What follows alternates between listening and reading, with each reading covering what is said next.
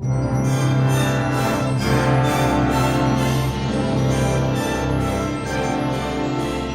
holiday,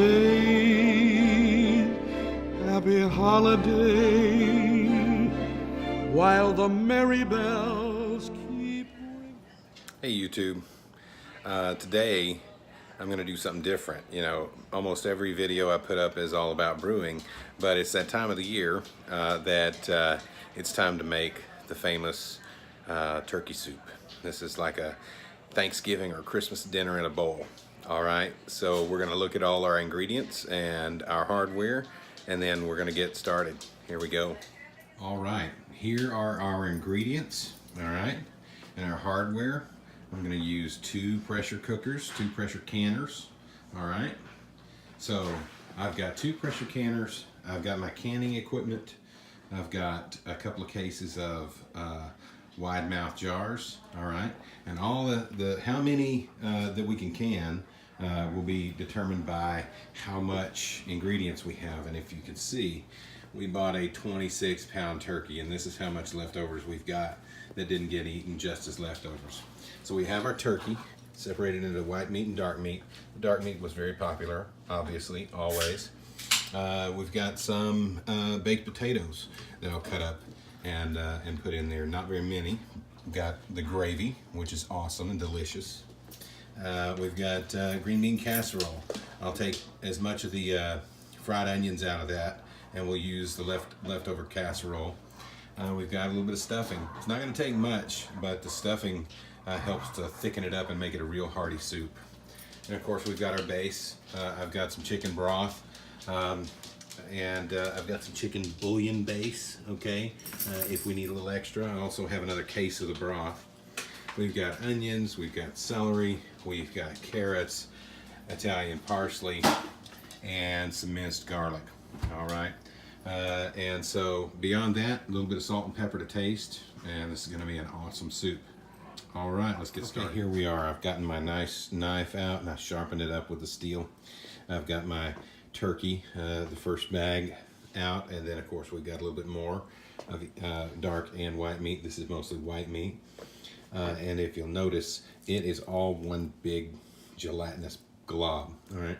Don't fear the gelatin, all right? Because that's what's in there. It's not, somebody got some of the turkey out recently during our Thanksgiving holiday or my Christmas holiday, and they said, oh no, I think the turkey's gone bad, it's slimy. No, that's gelatin, which comes from collagen and all of the joints and bones when you cook the turkey. Don't be afraid of that. That's going to make the soup yummy. Give it some body, and it's delicious. So here we go. All right, there is a big old mess of turkey and a little bit more to go in. And so it's all cubed up nicely. And really, it's a little bit too much for one pot of soup. This is I believe it's a 16-quart canner.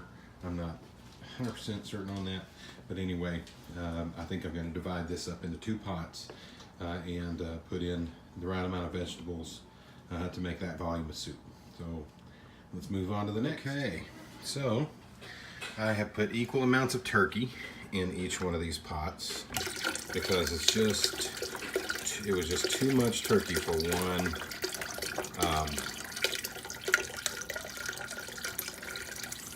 of these pots. It just would have been way too meaty. It would have been like turkey chili, which wouldn't necessarily be a bad thing, but that's not what we're making. So I put equal amounts of broth in here, just chicken broth. I really would encourage you to use homemade chicken stock or turkey stock. In fact, what I like to do is I take the turkey carcasses and I will boil them up, the ones from Thanksgiving and Christmas. Boil them up and make turkey stock from them with lots of course, onion and celery and carrots. And then I can that, and that's great for the turkey gravy or the like I said, you know what we're doing here with the turkey soup. But last year, here's my turkey stock from last year, and someone brought aside from the turkey that I made at Thanksgiving, they brought a what do you call it? A honey baked turkey.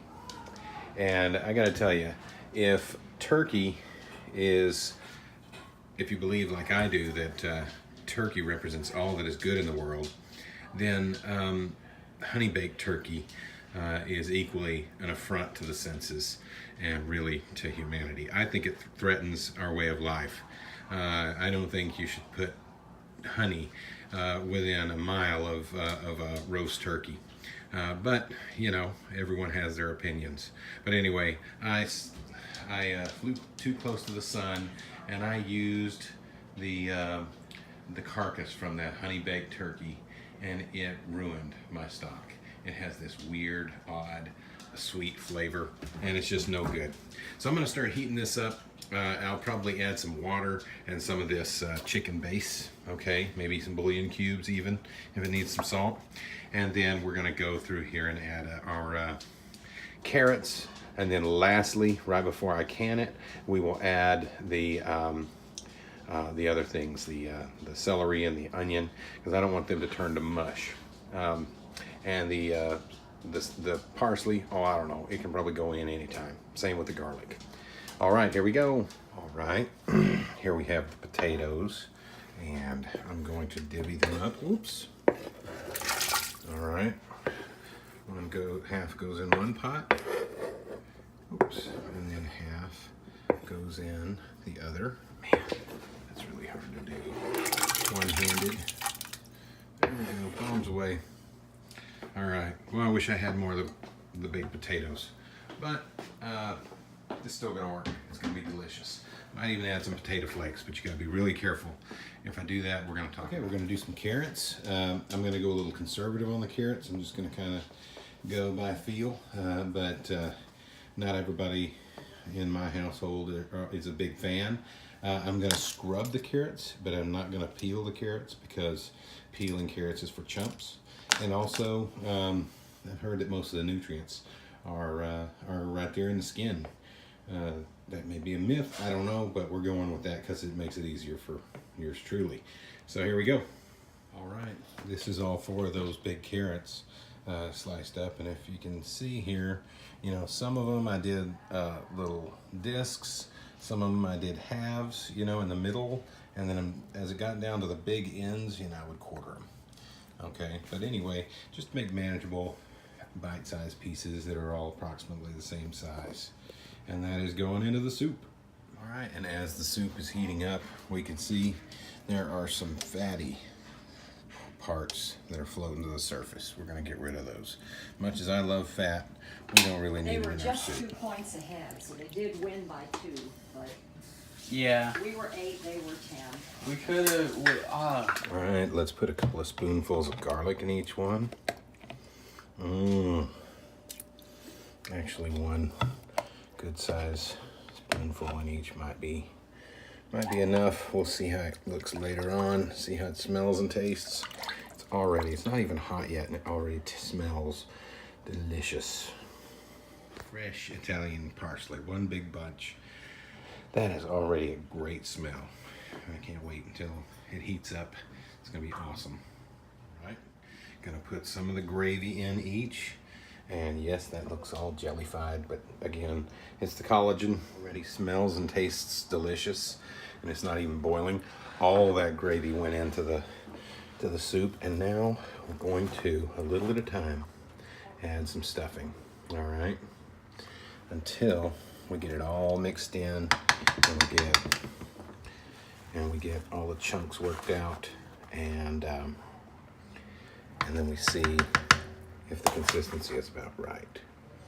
Okay, so it's not going to take a ton, but we're going to work in that stuffing. And so with the gravy and with the stuffing, this is obviously not a gluten-free dish, so keep that in mind, but it's more delicious that way. Oh my gosh, it's so good.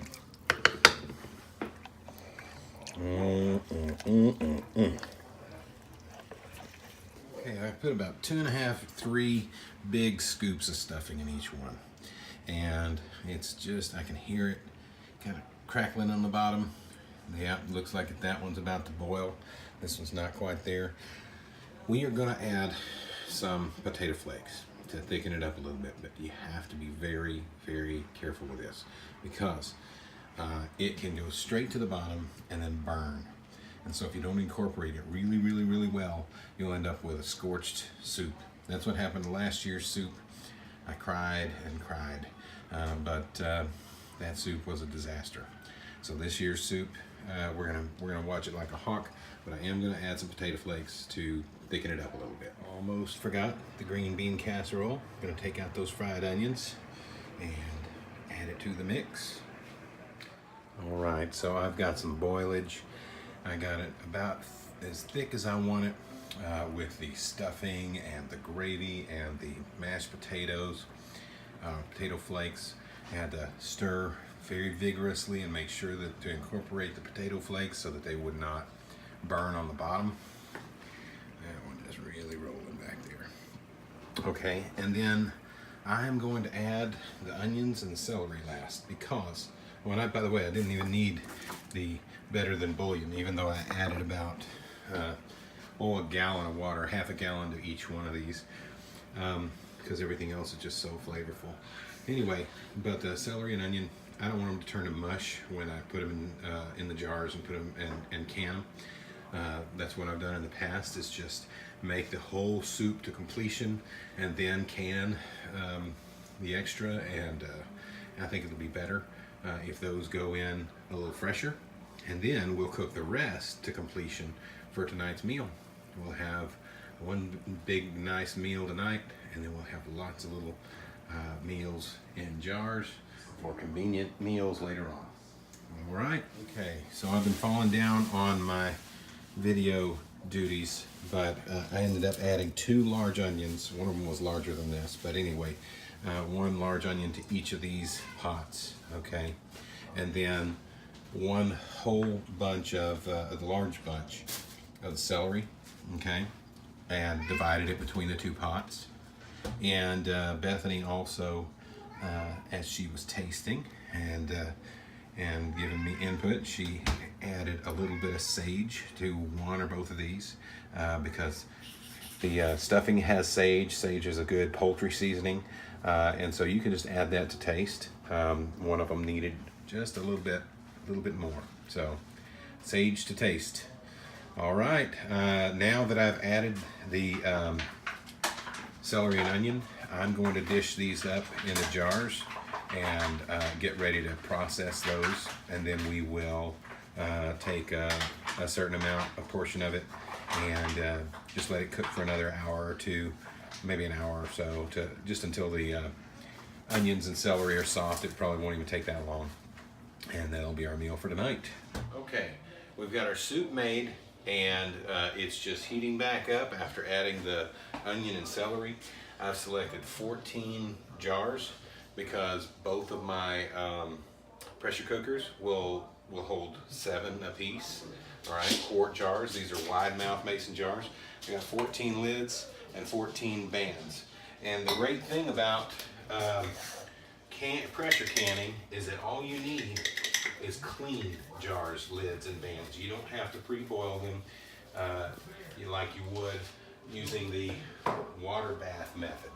So I'm just going to wash each one and rinse them, and they will be ready to fill, and then we'll be on our way. Here we go. I've got boiling soup.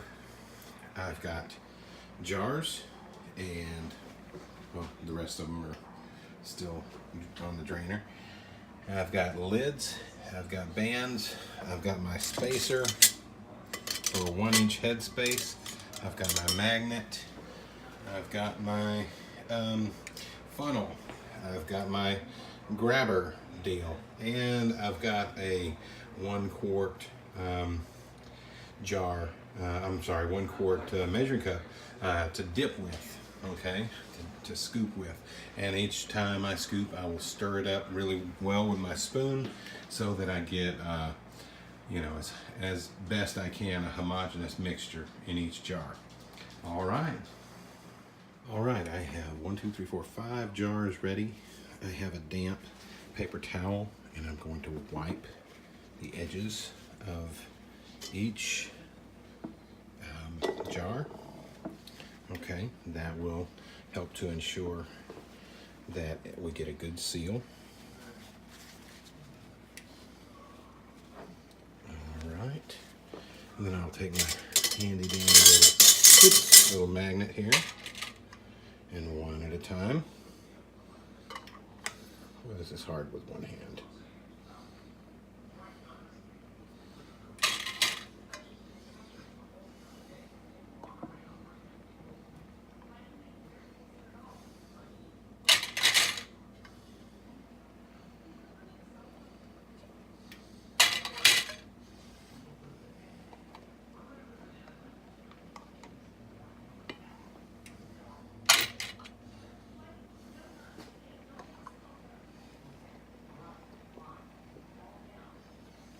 All right, and then I will put matching bands on each one and just put them down finger tight. And here's the family having the turkey soup. There is a ton left over. How is it, Graham? Wonderful. Very good. Yes. All Gonna make right. it 100% better. Awesome. Yep. And even after all of the family having a helping, we've still got over a gallon and a half of soup left. And here's my helping. All it needed was a little bit of black pepper. And it's got plenty of salt, plenty of everything. Now I have the pressure canners ready, and I have the 14 quarts of soup ready to can in the pressure cooker. So my work is only about halfway done, but here we go. All right, I've got 7 quarts, quart jars in each of my pressure cookers. I've got a gallon of water in there. It calls for 3 quarts of boiling water to go in with the jars, but as you can see, I had to clean my pots before I could get them on there. So I added some extra water to make sure that I don't run out of water. When you run out of water during a 90-minute processing round of processing, it is a disaster, and all of your soups could be ruined. So I want to make sure I don't run out of water. I've got a gallon in each one. We're going to bring it to a boil. I'll lit them up, let them blow steam for a while, and then I will add the weights. All right, I've got them boiling. I've got the lids on. I'm waiting to get a good column of steam out of both of them, and then I'm going to let that column of steam blow for about 5 to 10 minutes. Blow all of the air out. The idea is to get all of the air out of the canner so that all of the space in the canner is filled with steam, and that'll keep an even pressure, and we'll process these for 10 pounds of pressure for 90 minutes. Okay, what the book says is using a relatively high heat setting, heat the pressure canner until a steady flow of steam can be seen, heard, or felt coming from the vent pipe. Exhaust the air from the canner for 10 minutes by allowing steam to flow from the vent pipe. Reduce the heat if necessary to maintain a steady, moderate flow of steam. So, I can feel the steam escaping on both of them. I can hear it. So, I am going to go ahead and do a timer and start. All right, 10 minutes on the clock. Both of the little buttons popped up to show that there is pressure in the canner. Okay, in there. And as you can see, I've got a pretty good column of steam going now. I mean, it's mostly air, but soon it will be steam, and it'll be enough to burn you. All right, timer has gone off, and a steady column of steam. You can hardly see it on the video, but you can see the evidence of it here. And you can definitely hear it and feel it. Oops. There we go. And definitely feel it, like I said. All right, now it says to crank the heat back up to a relatively high heat. I'm going to go up to about an 8 on both of them until it builds up pressure. And once it builds up pressure, both of those will start jiggling, and then it will be time to process for 90 minutes. I put the 10-pound weight on there. Okay, that's the main weight plus 1. I took off the 3rd ring on each of them, which would be a 15-pound weight in total. But that's 10 psi. We will let it pressure up, and then we'll process it for 90 minutes. We have one jiggling and one not quite there yet. I'm going to turn that one down, and I'm going to wait for the other one to start the timer for both. All right, here we go. Both of them jiggling away. I'm going to set the timer over here for 90 minutes. See the timer.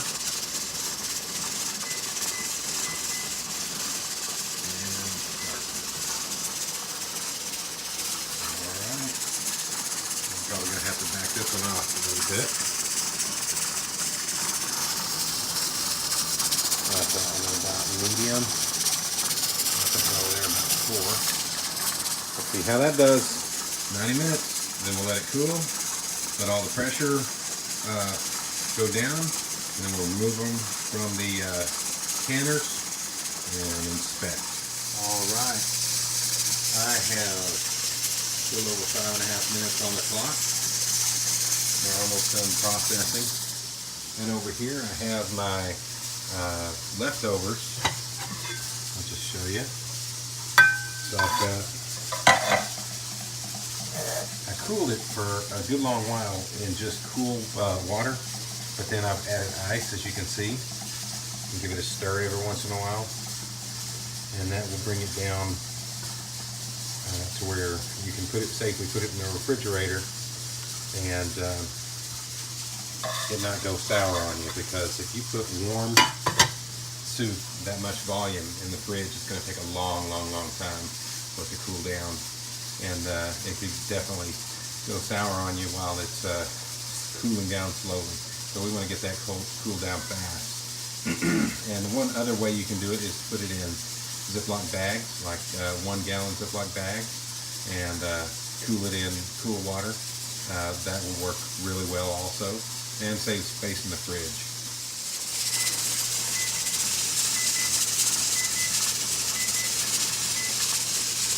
All right, we're going to turn off the heat.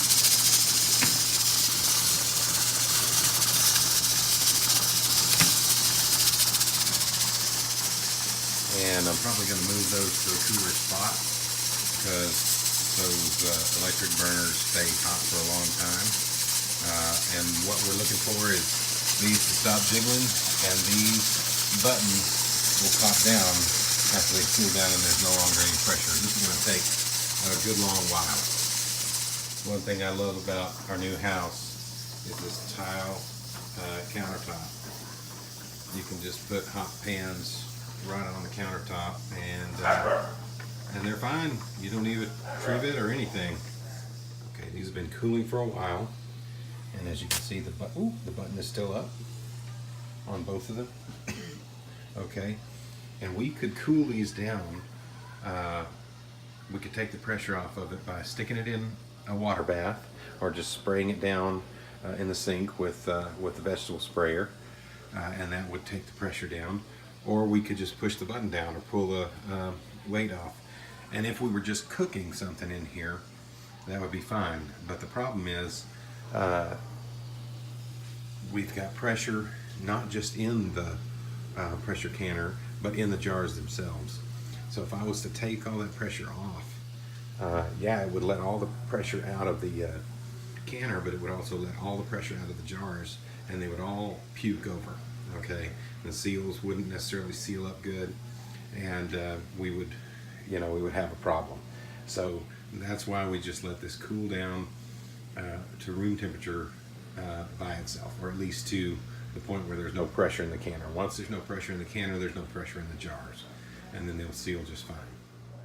All right, everything looks pretty good, and actually we've got plenty of water left over. We didn't come close to running the canner dry.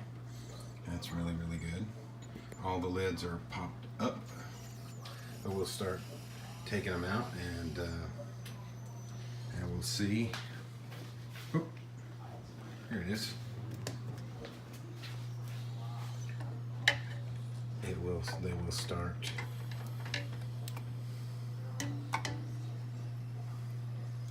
cooling, and all of these lids will start popping down.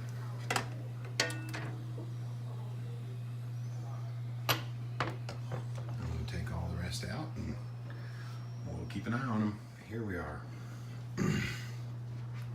14 jars, quart jars of homemade turkey soup, and as you can see, they are still boiling.